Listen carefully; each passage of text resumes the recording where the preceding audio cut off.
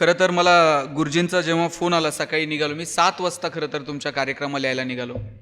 काल मुंबईवरनं उशिरा चंदननगरला येऊन मुक्काम केला आणि आळेफाट्याला बेले मार्गे आल्यानंतर आधी एक 10 मिनिट फक्त डुकला लागला आणि नारायणगावकडं ड्रायव्हरनं गाडी वळवायची, तर तो संगमनेरकडे अर्धा पाऊण तास पुढे गेल्यानंतर मी गुरुजींचा फोन येत होता, लवकर या. मी ड्रायव्हरला म्हटलं जरा फास्ट घे.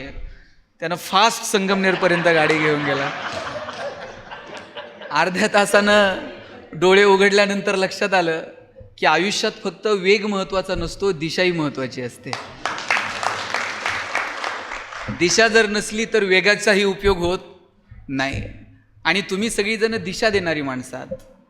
कितीतरी पिढ्यांना आजपर्यंत तुम्ही दिशा दिली आहे आणि यापुढेही तुम्ही ही दिशा देत राहणार आहात.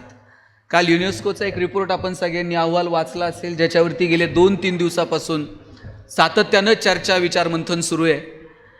आणि मोबाईलच्या जमान्यामध्ये, स्मार्टफोनच्या जमान्यामध्ये कितीही तंत्रज्ञान पुढं गेलं तर हे तंत्रज्ञान शिक्षकाची जागा कधीही भरून घेणार नाही. हे जगभरातल्या लोकांनी आपल्याला सांगितल्यावर आपल्याला कळायला लागतं. हे कुणीतरी बाहेरून येऊन सांगावं लागतं की बाबा रे, शिक्षकाची जागा कुणीही घेऊ शकणार नाही. आणि आपला देश असा आहे की या देशामध्ये शिक्षकाचं कायम अनन्यसाधारण महत्त्व राहिलेलं आहे. मी आत्ता मागच्या आठवड्यामध्ये उज्जैनला व्याख्यानाला गेलो होतो. ते व्याख्यान तिथे MITनं मोठा कॅम्पस केला आहे आणि तिथे संत ज्ञानेश्वर महाराजांचं तत्त्वज्ञान वगैरे या विषयावरती चर्चा करावी, काही बोलावं. त्या व्याख्यानाच्या निमित्तानं मी तिथं गेलो आणि तिथे सांदीपनींचा आश्रम आहे, जिथे भगवान श्रीकृष्ण येऊन सांदीपनींच्या आश्रमामध्ये ज्यांनी शिक्षण घेतलं. मला हेवा वाटतो, ज्या कृष्णानं जगाला गीता सांगितली, ज्या कृष्णानं सांगितलेली गीता हजारो वर्ष पुढचे कितीतरी लोक त्याचा अभ्यास करतायत. अस्वस्थ असणाऱ्या अर्जुनाला खरं तर गीता सांगितली होती आणि त्याला शस्त्र उचलायला भाग पाडलं. जी गीता केवळ अर्जुनासाठी सांगितली, ती गीता तुमच्या माझ्यासारख्या कितीतरी सर्वसामान्यांसाठी आयुष्यभर प्रेरणा देणारी ठरली. त्या कृष्णालाही आयुष्यात वाटलं की आपण गुरुग्रही जाऊन शिकलं पाहिजे. ज्यानं जगाचं ज्ञान दिलं त्यालाही वाटावं की नाही, मी पण गुरुच्या ग्रही जाऊन शिकलं पाहिजे. इतकं गुरुचं महत्त्व आहे. नाहीतर कृष्ण म्हणू शकला असता सांदीपनींना, मला काही गरज नाही आहे, मला ऑलरेडी गीता सांगायची आहे, मला खूप कामं आहेत, माझा कोर्स काय असेल तो आटपून टाका, थोडी जास्त फी घ्या पण सर्टिफिकेट द्या. पण कृष्ण असलं करत नाही. सुदामा ज्या आश्रमात शिकतो त्याच आश्रमामध्ये कृष्ण शिकतो. वशिष्ठ मुनींकडे जाऊन रामालाही शिक्षण घ्यावं लागतं. अयोध्येचा राजा आहे दशरथ, त्यालाही वाटतं की आपल्या मुलांनी जाऊन शिकावं. ज्या ज्ञानेश्वर महाराजांनी ज्ञानेश्वरीसारखा महान ग्रंथ प्राकृतमध्ये तुमच्या माझ्यासमोर मांडला, त्या ज्ञानेश्वर महाराजांचे वडील विठ्ठलपंत, त्यांचे आजी आजोबा गोविंदपंत आणि मीराबाई, त्यांनाही वाटतं की विठ्ठलपंतांनी पैठणला जावं. पैठण हे त्या काळचं मोठं विद्यापीठ होतं, तिथे जाऊन शिक्षण घ्यावं. शिक्षणाचं महत्त्व कालही होतं, आजही आहे आणि उद्याही असणार आहे. हा तंत्रज्ञान बदलत राहील. काळ्या रंगाचा फळा होता, त्याच्यावरती पांढऱ्या रंगाच्या खडूनं लिहावं लागत होतं. आता कदाचित हिरव्या रंगाचे फळे येतील, त्याच्यानंतर पांढऱ्या रंगाचे फळे येतील, खडूची जागा कदाचित तुमचा पेन घेईल. तंत्रज्ञान बदलत राहील. सारून घ्यावं लागत होतं शाळांमध्ये. मुली शनिवारी शेण मुलं गोळा करायचे, वर्गातल्या मुली सारून घ्यायच्या, बाई त्यांना मदत करत होत्या. प्रत्येक गोष्टीमध्ये बदल होत चाललेत. इन्फ्रास्ट्रक्चर बदलेल, AC क्लासरूम येतील, मुलं आता तुमच्या बेंचेसवरती बसायला लागतील. इन्फ्रास्ट्रक्चर बदलेल, तंत्रज्ञान बदलेल, सिलॅबस बदलेल, शिक्षणाच्या पद्धतीमध्ये बदल होईल. पण शिक्षकाचं महत्त्व मात्र कायम तेच राहणार आहे. शिक्षकाचं महत्त्व कधीही कमी होणार नाही. मी तुम्हाला ते वऱ्हाड निघालं लंडनला नाटक माहीत असेल. जगभरात त्या नाटकाचे प्रयोग झाले आणि देशपांडे, लक्ष्मण देशपांडेंनी जगभर प्रयोग केले. एका प्रयोगाला ते पत्नीसहित परदेशामध्ये गेले होते आणि तिकडून ज्यावेळेस ते निघाले, त्यांच्याकडे त्यांच्या प्रवासाची तिकिटाची हार्ड कॉपी त्यांच्याकडे नव्हती. आणि मग तिथे एअरपोर्टवर गेल्यानंतर त्यांना तो फॉर्म भरून द्यायला लावला. ठीक आहे, तुम्ही बसू शकाल प्लेनमध्ये, पण हा एक फॉर्म भरून द्या. आणि त्या फॉर्ममध्ये त्यांचं नाव, जन्मतारीख, अमुक, या सगळ्या गोष्टी आणि तुम्ही काय करता हा एक ऑप्शन होता. आणि ज्यावेळेस त्यांनी लिहिलं आय एम अ टीचर, त्या माणसानं सांगितलं इट्स ओके, तुम्हाला फॉर्म भरायची गरज नाही आहे, तुम्ही शिक्षक आहात, तुम्ही जाऊ शकता. ते म्हटले आयुष्यात मला शिक्षक असण्याचा एवढा अभिमान कधीच वाटला नव्हता जेवढा मला जर्मनीवरून भारतातपर्यंत येण्यात वाटला. मी त्या विमानामध्ये असं आयटीत बसलो, yes I am a teacher, आणि काय रिस्पेक्ट आहे माझा. मला सांगितलं की तुम्ही फॉर्म भरायची गरज नाही, तुम्ही सन्मानानं बसू शकता. मी परत भारतात उतरलो. भारतात उतरल्यानंतर परत प्रोसेस सुरू झाली. त्यांनी मला फॉर्म भरायला सांगितला. मी त्यांना सांगतोय आय एम अ टीचर. ते म्हटले म्हणूनच भरा.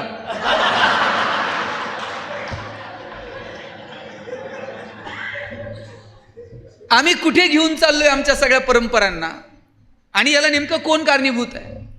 हे बघा, शिक्षकाचं एक अधिष्ठान होतं, आजही ते आहे. येणाऱ्या काळामध्ये जर ते टिकवायचं असेल तर आपण शिक्षक आहोत याची जाणीव आपण कायम स्वतःला ठेवली पाहिजे. आणि माझा दावा आहे की इतकं पवित्र क्षेत्र दुसरं कोणतं नाही. काय एक साधं लहान लेकरू जर दुसऱ्या बाईनं जर म्हटलं बघू तुझं बाळ जरा हातात, आई ते पोरगं दुसऱ्याच्या हातात देताना 10 वेळा विचार करते.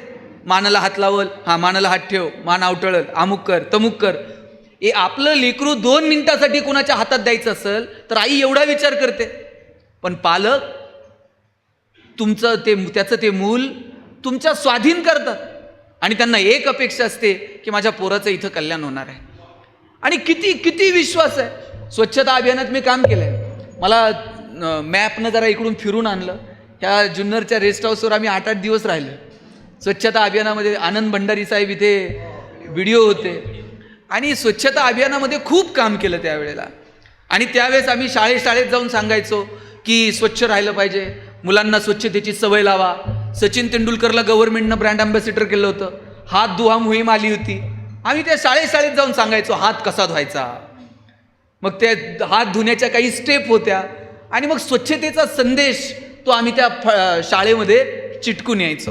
आणि मुख्याध्यापकांना सांगायचो, सगळ्या शिक्षकांना सांगा, हे फक्त मुलांकडनं पाठ करून घेऊ नका, तर प्रत्यक्षात मुलांनी स्वच्छ हात धुतला पाहिजे याची खबरदारी घ्या. एक शिक्षिका होती, तिनं खूप मनावर घेतलं की नाही, हे नुसतं पाठ करून घ्यायचं नाही, मुलांनी प्रॅक्टिकली स्वच्छ राहिलं पाहिजे. त्या जेवणाच्या सुट्टीमध्ये त्या बाई बादली भरून आणायच्या, मग घेऊन यायच्या. जे हात धुत नाही त्याच्या हातावर स्वतः पाणी घालायच्या, हात धु. सगळा वर्ग आता हात धुवायला शिकलं होतं. पण गडबड अशी झाली, एकच पोरगं हातच धुवायचं नाही. बाई म्हणायच्या सगळा वर्ग हात धुतोय, हे का धुत नाही? बाईंनी त्याच्या मागं लागून त्याला हात धुवायला शिकवलं. पण झालं असं, ते पोरगं हात धुवायला शिकलं, हात धुवायचं आणि बाईंच्या पदरा लिहून हात पुसायचं. बाई म्हणल्या कुठून पस्तावा झाला, आणि याला मी हात धुवायला शिकवलं. त्या मुख्याध्यापकांकडे गेल्या आणि म्हटल्या मी ते सगळ्या वर्गाला तुमच्या सूचनेनुसार हात धुवायला शिकवलंय, पण एक पोरगं जरा डांबरट आहे, हात धुतंय आणि माझ्या पदरा लिहून पुसतंय. मुख्याध्यापक म्हटले एक काम करा, काळजी करू नका, आपण त्याच्या आईला बोलू. दुसऱ्या दिवशी त्याच्या आईला बोलवलं आणि आईला विचारलं, का हो तुमचा मुलगा घरी स्वच्छ हात धुतो का? आई म्हटली एरवी नव्हता धुत, पण 8 दिवस झाले जेवणाच्या अगोदर स्वच्छ हात धुत आहे. आणि विचारलं पुसतो कुठे? तिथे काही नॅपकिन टॉवेल काही ठेवलेलं असतं किंवा त्याच्या खिशात रुमाल असतो का? आई म्हणली कसलं नॅपकिन आणि कसलं टॉवेल, हात धुतंय आणि माझ्या पदरा लिहून हात पुसतंय. मुख्याध्यापकांनी विचारलं आणखी काही बदल तुमच्या मुलात झालेत का? म्हणे एक बदल झालाय. म्हणे काय झालं? म्हणे एरवी मी शेतावर जायला निघाले का कमरेला असा पदर खुचून जायचे, आंबाडा बांधून जायचे, केस कधी कधी विस्कटलेले असायचे. ते येत आहे म्हणते आई, पदर असा कमरेला नसतो खोचायचा. आमच्या बाई कशा पिन करून येतात तशी पिन बिन करून तिकडं शेतावर गेलं पाहिजे, आणि असा आंबाडा बिंबाडा विस्कटलेले केस ठेवायचे नाही. आमच्या बाई कशा टापटीप वेणी बिनी करून येतात तसं तू गेलं पाहिजे. मुख्याध्यापकांनी त्या बाईंना सांगितलं, बाई तुम्ही किती नशिबवान आहात, हे पोरगं घरी गेल्यानंतर त्याच्या आईमध्ये त्याच्या बाईंना बघतं आणि शाळेत आल्यानंतर त्याच्या बाईंमध्ये. याच्यापेक्षा काय पवित्र असू शकतं मला सांगावं? हे अधिष्ठान तुमचं कधीच कमी होणार नाहीये. तुम्ही चितळे मास्तर नावाचं प्रकरण वाचलंय का? पु ल देशपांडेंचं यूट्यूबवर सापडलं तर आहे का? इतकं सुंदर त्यांनी त्या चितळे मास्तरांचं वर्णन केलेलं आहे. आणि त्याच्या शेवटचा जो भाग आहे ना, शेवटच्या 2 मिनिटाचा, एखाद्या शिक्षकाला हळवं करून टाकेल असा तो भाग आहे. ते चितळे मास्तर रिटायर झाले आणि त्यांना छंद होता की मुलांकडनं वेगवेगळे नाटकाचे प्रयोग करून घ्यायचे, सांस्कृतिक कार्यक्रम बसवून घ्यायचे. आणि चितळे मास्तरांना वाटलं की एखादं छानसं सभागृह आपल्या शाळेत असलं पाहिजे. आणि मग रिटायरमेंट नंतर सुद्धा शाळेमध्ये सभागृह असावं म्हणून ते निधी संकलन करत फिरत होते. आणि त्यांचे अनेक विद्यार्थी मुंबईमध्ये वेगवेगळ्या क्षेत्रामध्ये कार्यरत होते. कोण मंत्रालयात होतं, कोण कुठे होतं. आणि मग ते सगळ्या विद्यार्थ्यांना भेटत होते. आणि त्यांची सवय होती, वर्गात शिकवल्यानंतर वर्गात गेल्यानंतर ते चपला काढून ठेवायचे आणि मग शिकवायला सुरुवात करायची. आणि दुसऱ्या वर्गात जाताना चपला तिथंच ठेवून जायची. मग एखादं पोरगं ते चपला घ्यायचं आणि गुरुजींच्या मागं दुसऱ्या वर्गात घेऊन जायचं. गुरुजी म्हणायचे, अरे भरतानं 14 वर्ष रामाच्या पादुका सांभाळल्या, तुला माझ्या तासभर ठेवता आल्या नाही वर्गात. आणि असे चितळे मास्तरांचं वर्णन सुंदर पु ल देशपांडेंनी केलेलं आहे. आणि मग पुलं एका घरी जातात आणि त्याला सांगतात की असं असं आपण सुरू केलं आहे आणि मग तू त्याच्यासाठी काही मदत करशील का. एक दिवस त्या विद्यार्थ्याच्या घरी मुक्कामी थांबतात आणि मुक्कामी थांबल्यानंतर दुसऱ्या दिवशी जायला निघतात. नेहमीच्या सवयीप्रमाणे चितळे मास्तर वरच्या मजल्यावर तशाच चपला विसरून गाडीपर्यंत येतात. आणि मग विद्यार्थ्याच्या लक्षात येतं, मास्तर पुन्हा चपला विसरली. हा पळत पळत जातो, म्हणतो मास्तर थांबा, मी चपला घेऊन येतो. वरती जाऊन बघतो, चपलांचा ढीग असतो. पण त्यानं शेवटचं वाक्य असं म्हटलंय पुलंनी की त्या चपलांच्या ढिगातून विद्यार्थ्याला गुरुजींच्या चपला ओळखणं फारसं अवघड गेलं नाही. ज्या चपलेच्या टाचा सगळ्यात जास्त घासलेल्या होत्या त्याच गुरुजींच्या असल्या पाहिजेत. त्यानं त्या चपला उचलल्या आणि तो गुरुजींपर्यंत घेऊन आला. मी काय सांगू तुम्हाला शिक्षकाविषयी हो. आणि म्हणून तुम्ही शिक्षक आहात, तुम्ही अतिशय पवित्र क्षेत्रात काम करत आहात. आणि त्यात आता तुम्ही सहकारी पतसंस्थेचे चेअरमन, संचालक, सभासद, तुम्ही सहकारातही आहात. या देशाला जर चांगल्या पद्धतीनं गरिबी आणि श्रीमंतीची दरी जर मिटवायची असेल, इथे जर सर्वसामान्य माणसाला काही मदत करायची असेल तर सहकार सोडून दुसरा पर्याय उपलब्ध नाही. 1923ला तुमची स्थापना आहे. 1904ला भारतामध्ये सहकाराचा कायदा आला आणि सहकाराचा कायदा भारतात येण्याच्या अगोदरपासून सहकार चळवळ भारतामध्ये रुजली गेलेली आहे. तुम्हाला गंमत सांगतो, ब्रिटिशांना मद्रासमध्ये काही शेतकऱ्यांना कर्ज द्यायचं होतं आणि ब्रिटिश कर्ज द्यायला घाबरत होते. त्यांना वाटायचं सिस्टीम अशी असली पाहिजे, पैसे त्यांचे आणि कर्जही त्यांचं. मग असं काही करता येईल का. मग फेडरिक निकोल्सन नावाचा एक अधिकारी होता. त्या अधिकाऱ्याला सांगितलं, तू जगाचा दौरा करू नये आणि अशी काहीतरी सिस्टीम आपण डेव्हलप करू की पैसे त्यांचे, कर्ज त्यांचे, ठेवी त्यांच्या. मग त्याला रायफेजन नावाची एक बँक सापडली जर्मनीमध्ये आणि त्यानं अहवाल दिला, रायफेजनच्या तत्वावरती आपण कॉपरेटिव्ह बँक भारतात सुरू करू. आणि फेडरिक निकोल्सनच्या अहवालानुसार पहिली बँक भारतामध्ये सहकारी तत्वावरती चालणारी मद्रासमध्ये सुरू करण्यात आली. नंतर मग सहकारी बँका, सहकारी पतसंस्था, सहकारी दूध संघ, अलीकडच्या काळात सहकारी हाऊसिंग सोसायट्या. 1948-49ला विठ्ठलराव विखे पाटलांनी सहकारी साखर कारखाना सुरू केला आणि मग सहकाराचं जाळं महाराष्ट्रभर पसरलं गेलं. आज पश्चिम महाराष्ट्र ज्या पद्धतीनं सधन आहे किंवा पश्चिम महाराष्ट्रामध्ये ज्या पद्धतीनं सहकाराचं जाळं निर्माण केलं, सहकारी साखर कारखाने आले, कारखान्यांच्या शाळा झाल्या, कॉलेज झाले, गोरगरिबाची पोरं शिकायला लागली, त्यांना सन्मान मिळाला, हे केवळ आणि केवळ सहकारामुळे. म्हणून सहकार हा केवळ संस्थांपुरता नव्हे, ती मानसिकता सुद्धा सहकाराची आपल्यामध्ये असली पाहिजे. आणि लक्षात ठेवा, आपण कुणीच मालक नाही आहोत, आपण ट्रस्टी आहोत, आपण सभासद आहोत. 1923ला कोण होतं पहिलं चेअरमन, त्याच्यानंतरचे मला 5-10 नावं सांगा, मागचे 5-10 संचालक चेअरमनची नावं. आपण ट्रस्टी आहोत. आपल्याला लोकांनी संधी दिली आहे, सांभाळायचं, असं काम करून दाखवायचं, पुढच्या पिढीला हेवा वाटला पाहिजे. अरे ते सभापती, संचालक मंडळ काय सुंदर काम करून दाखवलं. आपण आनंद घ्यायचा त्या पदाचा, टेन्शन घेऊन काम करायचं नाही. तुम्ही कितीही चांगलं काम केलं तर लोक नावं ठेवणार आहेत, वाईट केलं तरी नावं ठेवणार आहेत. चांगलं म्हणणारे पण आहेत आणि वाईट म्हणणारे आहेत, पण स्वतःच्या कामाचा स्वतःला हेवा वाटला पाहिजे. तुकोबा जायला निघाले आणि कुणीतरी विचारलं, तुकोबा काय मिळवलं तुम्ही तुमच्या आयुष्यामध्ये. तुकाराम महाराज म्हटले, कौतुक वाटे झाली या वेचाची. जगाला काय वाटेल मला माहीत नाही, पण आम्ही जे वागलो आमचं आम्हाला मात्र कौतुक वाटतंय.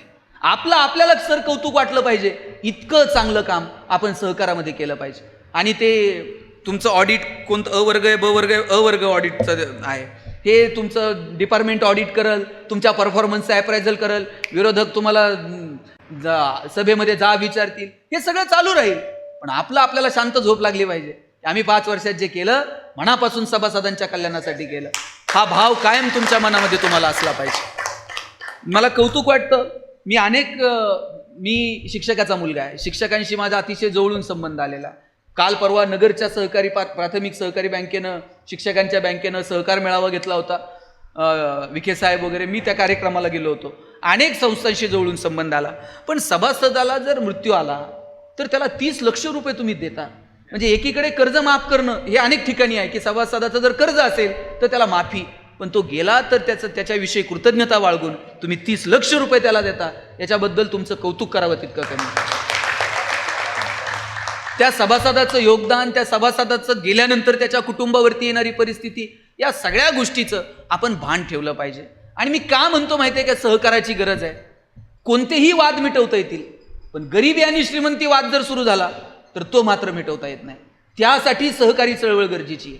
आजपर्यंत तुम्ही अनेक अहवाल बघा, रॉयल कमिशनचा अहवाल बघा, गोरवाल समितीचा अहवाल बघा. प्रत्येक अहवालामध्ये सहकाराविषयी टिप्पणी करताना प्रत्येक समितीचं एकच म्हणणं आहे, अद्याप भारतामध्ये म्हणावी तशी सहकारी चळवळ रुजलेली नाही, परंतु ग्रामीण भारताच्या विकासासाठी सहकार सोडून दुसरा पर्याय नाही. हे प्रत्येक अहवालात आहे, प्रत्येकाला कळतंय सहकार गरजेचं आहे, पण अद्यापही म्हणावी तशी सहकारी चळवळ आपल्याकडे रुजली नाही. त्याची कारणं मी तुम्हाला सांगतो. आपल्याकडे सहकारी संस्था खरं तर म्हणजे तुमची प्राथमिक संस्था, तुमचं सगळे पगारदार सभासद आहेत, तुमचं वसुलीला तुम्हाला काही विशेष प्रयत्न करावे लागणार नाही, ते सगळं होणार आहे. तुमच्या संस्था ज्या ज्या पगारदार संस्था आहेत त्या फायद्यातच आहेत. पण गावातल्या सोसायटीचं बघा बरं तुम्ही, काय गंमत आहे. गावातली सोसायटी, निम्म्या सोसायटी अनिष्ट तफावतीत. मी अनिष्ट तफावत एक वेळ समजू शकतो, पण साहेब 23,115 विविध कार्यकारी सोसायटी आहेत महाराष्ट्रात, त्यातल्या निम्म्या सोसायट्या तोट्यात, त्यातल्या बहुतांशी सोसायट्या निव्वळ पिशवीत आहेत. म्हणजे सोसायटी सापडायची म्हणलं तर सचिव सापडून आणावा लागतो, इकडून तिकडून सचिव सापडला तर त्याला पिशवी सापडावं लागते, मग पिशवीतून सोसायटी बाहेर येते. आणि त्या सोसायटीचा उपयोग काय? मार्केट कमिटीला मतदान, जिल्हा बँकेला मतदान, ठराव. बरं, त्यांच्याकडे सचिवाला पगार द्यायला पैसे नाहीत, पण इलेक्शन असं जोरात होतंय. खरं तर ती गावाच्या आर्थिक विकासाचा केंद्रबिंदू ठरायला पाहिजे होती, पण ती केवळ मतदानापुरती. कुठंतरी अंत्यविधीला गेल्यानंतर ते नाव येतंय, भावपूर्ण श्रद्धांजली वाहा. लग्नाला गेल्यानंतर कोणतरी नाव पुकारतंय, आशीर्वाद द्या. आम्ही या खोट्या प्रतिष्ठेत अडकून राहिलो. आणि म्हणून माझी जबाबदारी आहे की ह्या अशा ज्या अनिष्ट तफावत असलेल्या सोसायट्यांनी तुमच्यासारख्या सोसायट्यांना भेट दिली पाहिजे. काहीतरी वेगळं आम्हाला सभासदांसाठी करता येईल का? सहकारी आमची संस्था चांगल्या पद्धतीने आम्हाला चालवता येईल का? यासाठी प्रयत्न केले पाहिजे. येणारा काळ हा प्रचंड स्पर्धेचा काळ आहे.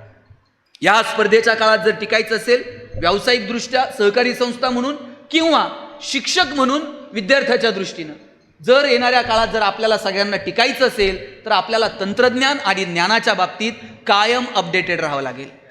तंत्रज्ञान बदलतंय, नवीन तंत्रज्ञान स्वीकारावं लागेल. ज्ञानाचे स्रोत बदलतात, आम्हाला ते स्वीकारावे लागतील. मोबाईल हिताचा नाही, कालचा रिपोर्ट आहे, पण विदिन अ सेकंड मोबाईलवरून तुम्ही जगापर्यंत पोहोचताय. तारतम्यानं त्याचं हाताळणं, तारतम्यानं तो वापरणं, कितपत वापरणं, याचे काहीतरी संहिता आपण आता ठरवून घ्याव्या लागणार आहेत. आणि म्हणून मी शिक्षक म्हणून आपल्या सगळ्यांना पहिल्यांदा विद्यार्थ्यांच्या पातळीवरती विनंती करेल, ज्ञानाच्या बाबतीत अपडेटेड राहा.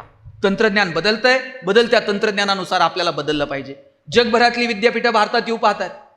आता तुमच्या माझ्या ज्ञानाला, तुमच्या माझ्या शिक्षणाला गावाच्या, तालुक्याच्या, जिल्ह्याच्या, राज्याच्या भिंती उरलेल्या नाहीत. 93-95ला आम्ही खुलं आर्थिक धोरण स्वीकारलं, गॅट करार स्वीकारला. व्यापाराला जशी बंधनं उरलेली नाहीत, तशी ज्ञानाला सुद्धा बंधनं उरलेली नाहीयेत. पोरांच्या हातात स्मार्टफोन आहेत, विदिन अ सेकंड ते जगापर्यंत पोहोचतात. आणि म्हणून या पोरांच्या बरोबरीनं जर चालायचं असेल तर आम्हाला ज्ञानाच्या बाबतीमध्ये तारतम्यानं वागावं लागेल. तंत्रज्ञान बदलतंय तसं बदललं पाहिजे. आणि जी माणसं तंत्रज्ञानासुद्धा बदलत नाहीत, ती माणसं काळाच्या ओघात टिकत नाहीत. माणसं काय, तुम्ही तंत्रज्ञान सुद्धा बघा. तुमच्या सगळ्यांचे लग्नाचे फोटो कोणत्या कंपनीच्या कॅमेऱ्यावर काढलेत मला सांगा? वैभव, 100% कोडॅक. असला जमाना होता कोडॅकचा, ते रोल संपायचा. 36 फोटो झाला, ते नेमके नवरा नवरी हार घालायला आणि याचा रोल संपायला एक वेळ त्याच्या थांबा थांबा थांबा थांबा रोल बदलतो. बरं, ते रोल धुवून आणायचा, कोणत्या नदीवर जात होतं कुणाच. त्याच्यातले 5-10 फोटो जळायचे. फोटो जळणे काय शब्दप्रयोग होता. तुमचे फोटो बघून कुणीतरी जळणं मी समजू शकतो, पण फोटो धुताना जळणं आणि मग ते कॉडॅकचा जमाना होता. आता कॉडॅक कुठं तर आहे का? केवळ आणि केवळ डिजिटल टेक्नॉलॉजी कॉडॅकनं स्वीकारली नाही, कॉडॅक मागं पडलं. आपल्या पिढीनं पहिला फोन आयुष्यातला कोणत्या कंपनीचा घेतलाय? 3310, 1100, 3315. नोकिया हा आपल्या पिढीचा आयुष्यातला पहिला फोन आहे. आता कुणाच्या तर खिशात नोकिया आहे का? असला तरी ते सेपरेट एक बॅटरी याची लवकर लो होते म्हणून ठेवलेला असू शकतो, नाहीतर आता कुणाकडेही नोकिया. अँड्रॉइड टेक्नॉलॉजी जर नोकियानं स्वीकारली असती तर आज नोकियाचा जमाना असता. नवीन तंत्रज्ञान नोकिया स्वीकारू शकलं नाही, काळाच्या मागे पडलं. तुम्ही टीव्ही बघता की नाही? बघता का? जाहिरात लागल्यावर काय करता? चॅनल बदलता. आपल्याला घाई असते, इकडचं काय चाललंय, लगेच आपल्याला दुसरा चॅनल लावायचा असतो. फक्त एकमेकांना रिमोट फेकून मारायचं राहिलेलं असतं. मी तर म्हणतो जाहिरात लागली ना, चॅनल बदलू नका, जाहिराती पहा. जाहिरातींमधून तुम्हाला कळतं की मार्केट कुठे चाललंय, मार्केटचे ट्रेंड कसे बदलतात. हे बदल आपल्याला जाहिरातीतनं तर कळतात. मला आठवतंय सर, रविवारी मराठी पिक्चर लागायचा टीव्हीला. धूमधडाका, थरथराट, लक्ष्मीकांत बेर्डे, अशोक सराफ, महेश कोठारे यायचा असा हातावर हात मारत, ओ डॅम इट. आणि मध्ये एक जाहिरात लागायची, आठवते का बघा? लाईफ बॉय है जहा. आता गुरुजीची जाहिरात पाठ आहे, आपल्या सगळ्यांची ती जाहिरात पाठ आहे. लाईफ बॉयचा जमाना होता. लोक दुकानात जाऊन साबण द्या नव्हती म्हणत, लाईफ बॉय द्या म्हणायची. एवढी मोनोपोली होती लाईफ बॉयची. आणि लाईफ बॉयच्या जाहिरातीमध्ये फुटबॉल खेळणारी पोरं दाखवली होती. भारतात कधीतरी फुटबॉलची क्रेज होती का? भारतात जनरली क्रिकेटची क्रेज होती. पण लाईफ बॉयचा जमाना होता. कुणी विचारायचं त्यांना फुटबॉल खेळणारी पोरं का दाखवलीत? लाईफ बॉय आणल ते बाजारात विकलं जात होतं. लाल रंगाचा ठोकळा साबण होता. त्यानंतर लक्स मार्केटमध्ये आला. राजा हिंदुस्तानी पिक्चर एकदम हिट झालेला. करिश्मा कपूर एकदम फॉर्ममध्ये होती. लक्सनं करिश्मा कपूरला ब्रँड अँबॅसिडर केलं. आता लक्सनं करिश्माला ब्रँड अँबॅसिडर केलं, फुटबॉल खेळणाऱ्या पोरांकडे कोण बघतंय का? लक्सला कळलं की मार्केटला काय लागतंय. आता लाईफ बॉयनं सुद्धा ठरवलं, आपण सुद्धा काळ आणि वेळेनुसार बदललं पाहिजे. फुटबॉल खेळणाऱ्या पोरांकडे कोण बघायला तयार नाही. आणि मग आपण सुद्धा टार्गेट ऑडियन्स बदलला पाहिजे, टार्गेट ग्राहक बदलला पाहिजे. आणि मग त्यांनी ग्राहक कॉन्सन्ट्रेट केला, कॉलेजचे तरुण तरुणी. लाईफ बॉय गोल्ड नावाचा गुळगुळीत साबण बाजारात आणला आणि जाहिरात केली ती कॉलेजच्या एका मुलांना आणि मुलीनं. ते मुलगा असा गाडीवर ते दोघं चाललेले असतात. मुलगी उतरते, रागात निघून जाते. मुलगा विचारतो काय झालं? मुलगी म्हणते पसीने की बदबू से परेशान. मुलगा घरी जातो, लाईफ बॉय गोल्डनं आंघोळ करून येतो. लाईफ बॉयला कळलं आता ठोकळा फुटबॉल खेळणारा साबण उपयोगाचा नाही. आणि मागच्या 2 वर्षामध्ये कोरोनाच्या काळात एक तरी साबण असा होता का जो जाहिरात करत होता, आमचा साबण सुगंधी आहे, आमचा साबण वापरल्यानंतर तुम्ही गोरे व्हाल? असं कोणतं तरी साबण सांगत होता का? कोरोनाच्या काळात कुणाला गोरं व्हायचं पडलं होतं? प्रत्येक साबण एकच जाहिरात करत होता, 99.9% कीटाणू से मुक्ती. त्यांना कळलं होतं 2 वर्षात फक्त हेच सांगावं लागतंय, हात धु कीटाणू से मुक्ती. आणि साहेब मला मोतीचं अजून कळलेलं नाही.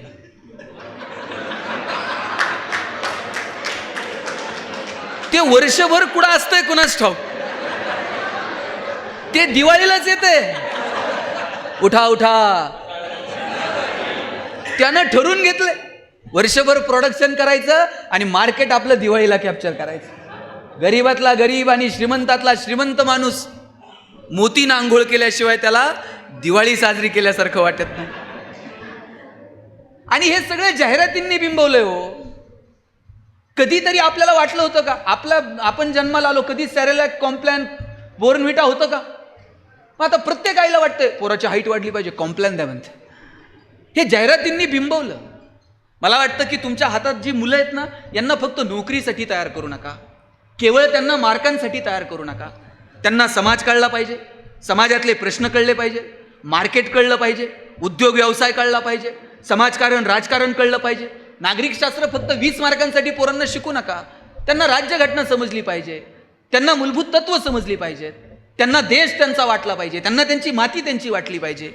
नोकरी आणि उदरनिर्वाह एवढाच शिक्षणाचा अर्थ नाही, हे पहिल्यांदा आपण समजून घेतलं पाहिजे. आम्ही आमच्या पोरांना फक्त नोकऱ्यांसाठीच तयार करतोय. आता तर पद्धत आली आहे 11वी 12वी कॉलेजलाच जायचं नाही, क्लासला ॲडमिशन घ्यायचं. आईबापानं पण सांगितलेलं आहे प्रॅक्टिकल काय करायचं नाही, 11वी 12वी नीट GEE हे एका परीक्षेसाठी तुम्ही फक्त पोरं तयार करता. केवळ त्या गुणपत्रिकेला आलेली गुणांची